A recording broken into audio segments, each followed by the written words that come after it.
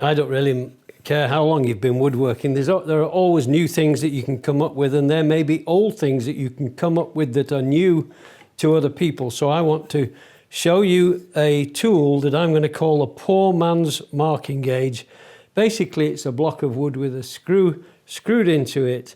But I'm going to show you some variations on the theme that will help you if you're remote somewhere, you forgot to take your gauges with you, or if you're on a different continent, somewhere in a poor place where you can't have access to a marking gauge that's fancy like this one or like this one, things like that. Sometimes I've been in places where I needed a tool like this and I've just gone ahead and screwed a screw into a block of wood and it's helped me through it. So what we're going to do first of all is I've got these different ones here and I'll be explaining these as I go. Big one, small one, square ones, whatever. But I want to walk you through making one of these and then showing you what they do. So I'm going to take a block of wood, make it comfortable for my hands. So I'm drawing around an existing elliptical shaped block of wood.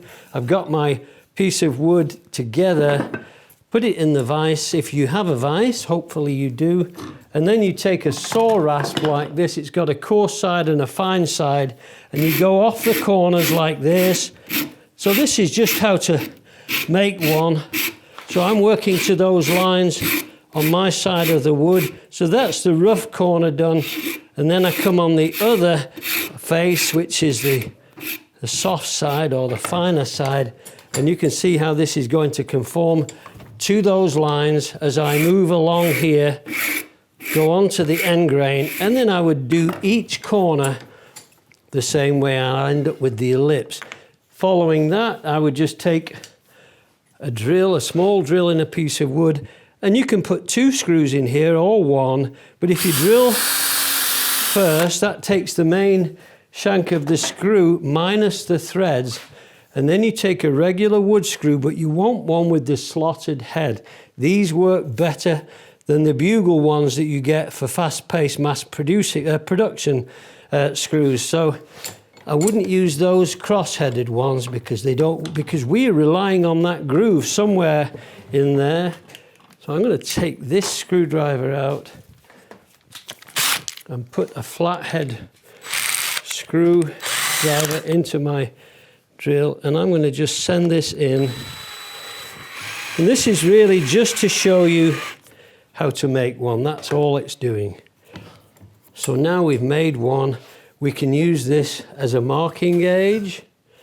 We can use it for a few different things. So I'll set that aside because I want to walk you through different aspects that I've adapted these to.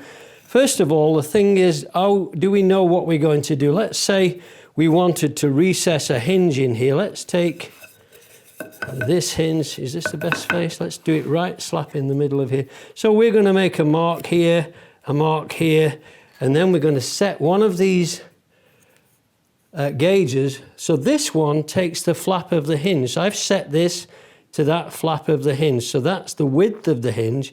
And I've set this one to the depth of the hinge. So now between those 2 pencil lines, I can simply run a mark like that. And I've got the distance I want to cut to. If I bring those marks onto this edge like this, I can use the shallower one on this edge, and that gives me the depth. So if I was going to cut this and recess this hinge in, I would now take my hinge, take a sharp knife, and make a knife wall on either side. Now I'm kind of rushing this because I don't want you getting bored. So I've made my knife wall, take my chisel into the knife wall like that. That gives me a wall to put my chisel against in a minute. Then I go bevel down like this, all the way across the width of the recess. Up to that knife wall, or that gauge line now, should I say. And this is how I would use that one. So this is where I've adapted a tool to my advantage. I'm going into that gauge line that I did with the screw head, and I'm just nudging this with the heel of my hand, I stay away from the end wall just for a minute and take out the bulk of the waste wood that's in the middle. I come down here with a perpendicular cut just to guarantee I'm right up against that wall and I've severed those fibres. And then I creep up on the end wall like this. And now I'm going right into that knife wall there, chopping, and I can chisel out the corner with impunity because that's how this works. So now I've got that recess done almost. So I'm here on this side working towards the wall, and now I'm going almost into it. This last one is in the knife wall, and I can chisel the corner out. And guess what? I just recessed a hinge in a matter of a few minutes, and this slides into there and it stays. So I'm flush with the surface, I've got the right distance for my hinge, and that's how we use that particular aspect. So this is where we've dedicated this to this, and these are adjustable for different sizes of hinges. That's one. Let me take a look at this one here. This one is an unusual one. We've got a mortise in here that was previously cut. And if I want a mortise 3/8 in from this edge, that's 10mm in, and then a 3/8 mortise that will take a 3/8 chisel, which I have somewhere, there's one. So this takes the 3/8 chisel.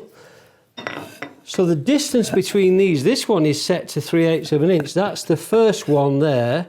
And then I flip over and I run this against that. That gives me the second one. So again, here we go. There's the first one, there's the second one, square my lines across, and I've got something to chop to. I'm not going to chop a mortise for you. I'm just going to put the lines across so you can see. And if I run my pencil in those two grooves like that, hopefully that will help. So I've got a mortise gauge with 2 screws in a block of wood. Now this one says 3/8 of an inch, which is 10mm. But you can adjust these, or you can make individual ones. If I had 30 mortise holes to cut to the same size, I'd simply make one of these and set it up to that end. So that's for mortises. Now what else have we got? We've got a gauge like the one I made or started here. This one is infinitely adjustable. So if I wanted to put a parallel line to the edge of my piece of wood like this, that's what that just did. And I'll run the pencil in to show you what we got. So there's our 3/8 of an inch in from the edge, whatever distance we want. If we want 2 lines, then we can adjust that. So that's your marking gauge, just a regular marking gauge. Now what about this last one here? I've got this one. Can you see? This is the same screw, but I've filed out the corners on one side of that screw head. So if I put this in the same orientation as that screw there, something like that, I just filed out the corner with a flat file, took out the corner, and that gave me 2 sharp edges. So on the edge of this piece of wood, what would this be for? Let's say we've got a shelf here and it's looking kind of blocky. I might go in with this tool. Let me put this in the vise. And I would take this and I would either pull or push this tool. So let's see what happens. I'm going to turn this over and I'm going to point it towards the camera so you can see a little bit more. Let me push this in the vise. I've got something to... So this little spur that I created on that underside, I push this in and I rub this into the wood surface, and what this is doing, it's creating a groove in there, and when it hits the neck of the screw, when it hits the neck of the screw, it'll stop, and it'll be an even depth that I've created. So there we have a beading tool. So this has created what we call a side bead. Take a piece of sandpaper like this and just fold it over, crispen the edge of the sandpaper and run it into the groove.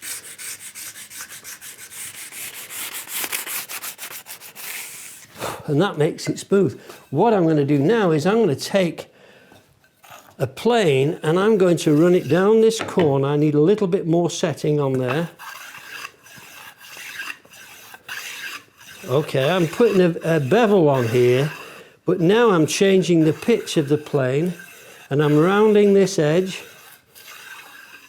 And can you see on my shelf now I've got this nice bead. If I take some sandpaper and sand that corner, I've got a nice edge.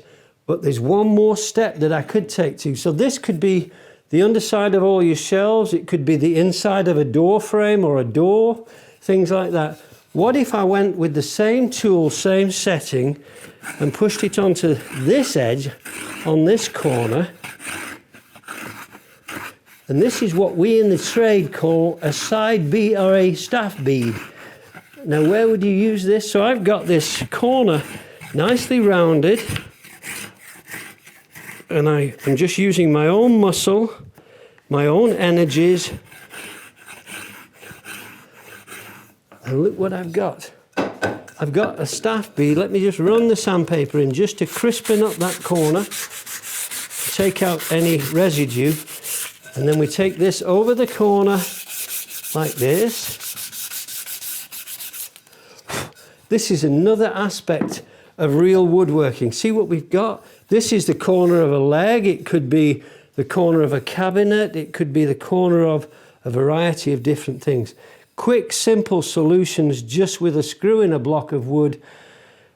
And I want you to have this because you are the perpetuation of my craft. If you're 25 years old, if you're 15 years old, if you're 60 years old, when I pass from this earth, you will have all of these equipping you for centuries to come.